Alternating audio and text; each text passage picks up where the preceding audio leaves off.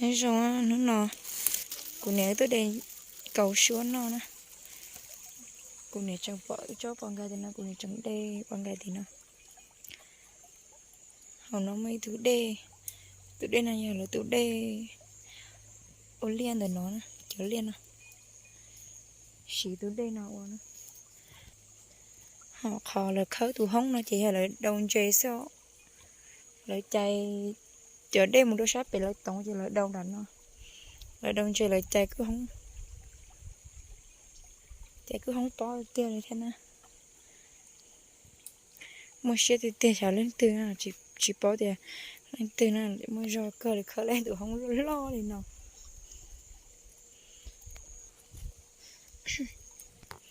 để lấy cho cầu số nó đi muốn điều này giờ nó đi đâu nó giờ nó chê thế xã nè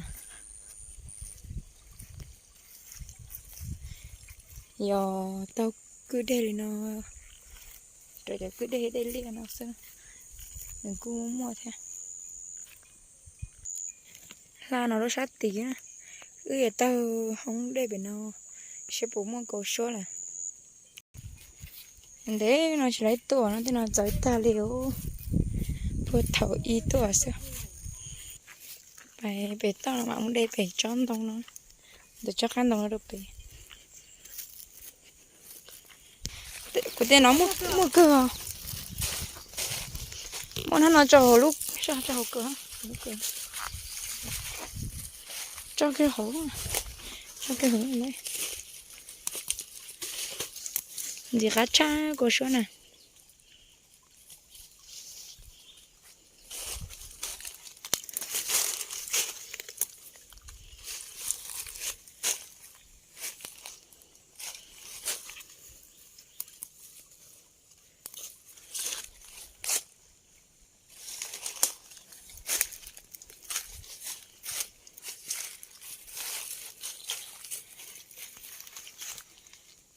cho nó hoa chứ này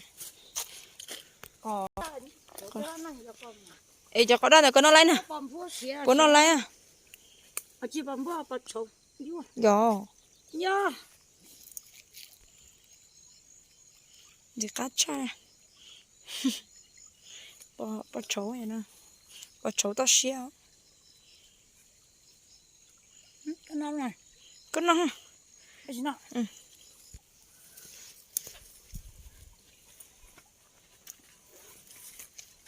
điều bố mùa hồ cơ sao thôi nhưng mùa lò vậy thế chứ mùa đó không nào tỏ con ấy hầu chứ mùa con lấy mà nó vào là lò à vừa bể thế mua hầu nó mua cơ đi phê mà lấy sao đâu vào mà gì muốn cho mó nó cơ đấy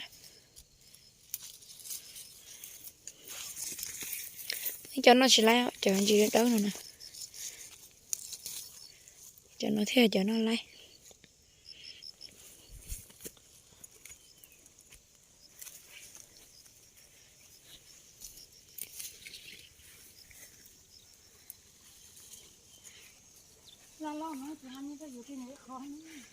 trường ga này phải lấy mà đi tụi con này thế quý thì nó là xe của yên như thế đi à nói có chỉ xe là tôi với lúc này của chị xe đi rồi cái này nè nhưng mà đây lá cơ mà đây biết đây lá mà ăn lần đi rồi của này có đây là có mà cơ tiền xe từ tuổi này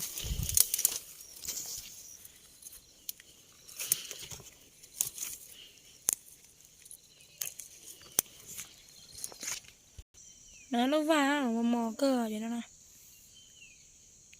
đây lâu vào nó tôi sơ rấu nó chỉ sáng nó rấu ta la liều sáng nó cho tham massage nó xưa cho bé mười giờ nó sẽ bụng mua có bao cho muốn nó tả nè chọn được con này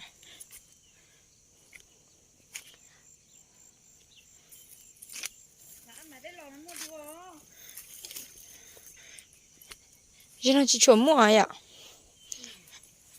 Bên trên nó đê thế.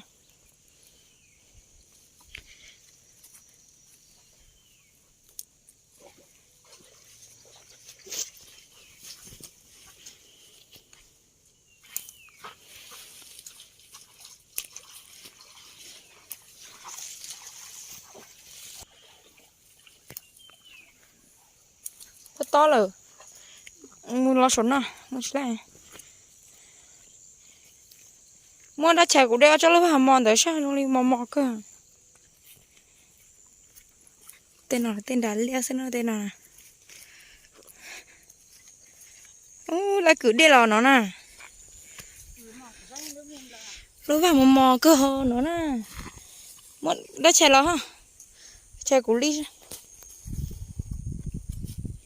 Bỏ cái lò.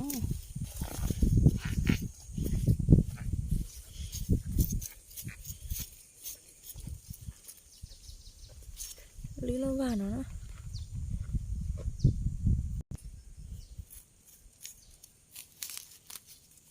Lý lâu vào này sáng đi cho nó cho mình nó xem thế đi. Mất thể rồi rong để cho một trâu đò cột chó nó xem nè.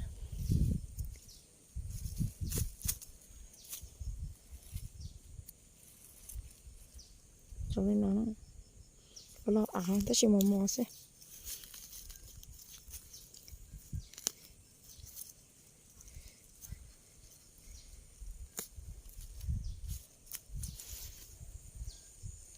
Mà là nhầm.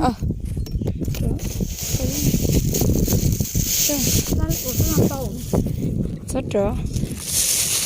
Lấy cho con gái nó xem rốt thì mất ra mà. Để cắt sao? Muốn luôn mẹ nó sao? Luôn mẹ lại mà. Tôi chia lót chứ. Để nó đâu cụ mà. Có mà ăn được của già xếp đúng không? Tên nó hạt over hạt cầu xua xem. Để cho hạt liền này. Chạy đi chứ. Nó vào một nó. Mất chạy trên này luôn nó cho nó này.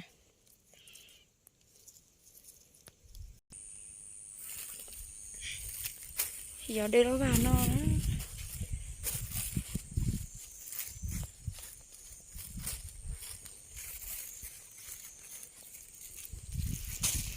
Đi tới chó này nó mò sao thiệt cá nữa.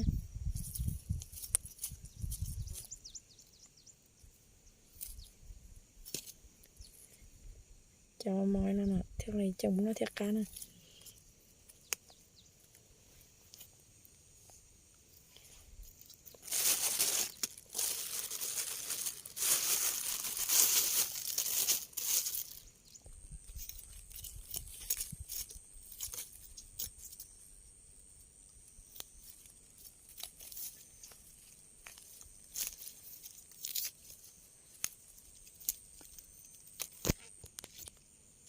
Thì cá cha nó cho nó vào nó nhỏ như là cá cơ chứ.